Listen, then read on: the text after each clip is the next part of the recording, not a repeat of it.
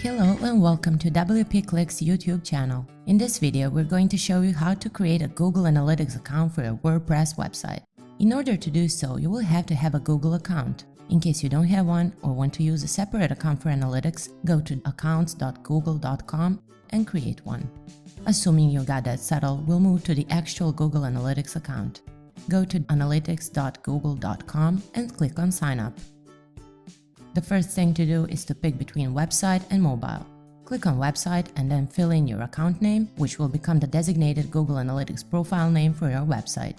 Next, enter your website name, the URL, pick your industry category and select your time zone. Under data sharing options, check the boxes you want and finally click on Get Tracking ID.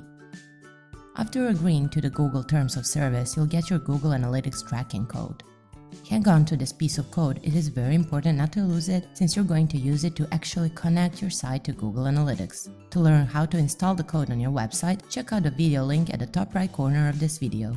We hope you found this tutorial helpful. For more information on this topic, check out the description and make sure to subscribe to our YouTube channel.